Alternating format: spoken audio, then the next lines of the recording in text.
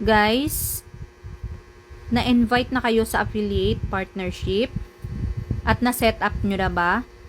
Tignan nyo mabuti kung na-set up nyo na yan, guys. Dapat kulay green yung nakalagay na check dyan.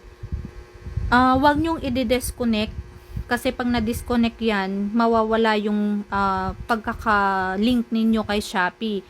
So, kung hindi pa naman kayo na-link kay Shopee, may makikita naman kayo dito, guys, yung wala pa yung kulay green na sign up dyan kung hindi nyo pa na-link, guys. I-direct kayo ni Facebook kay Shopee para i-verify ang inyong Shopee account. So, papaano nga ba tayo kikita dito, guys? At papaano nga ba natin gagamitin o paano ipopost? So, punta lang tayo, guys, sa My Shopee. Punta tayo sa home. I-search natin, guys, kung ano yung gusto nating ibenta. So, halimbawa na lang, guys, yung panglinis. So, eto. Copy natin itong nasa taas na arrow. Yan. Copy link. Ayan, guys. Copy link. And then, back. Punta tayo sa Me.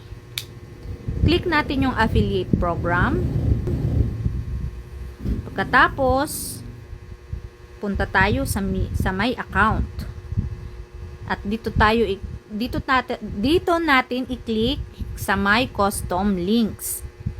I-paste mo yung kinapi mong link kanina at saka mo i-convert. Nakikita mo yan, guys. Yan yung kinapi mo kanina. So, dito sa baba makikita mo yung copy link. Okay? So, nakopy mo na yan. Back ka sa Facebook. Home. What's on your mind?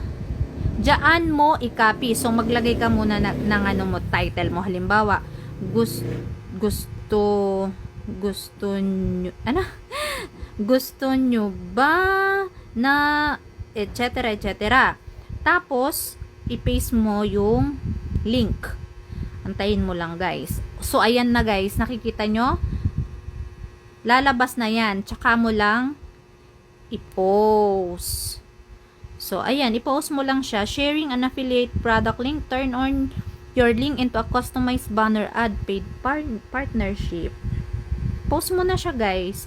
Tapos, kung may gustong bumili sa'yo, i-click lang nila yung link na binigay mo. At doon, pwede ka nang kumita. Meron kang commission.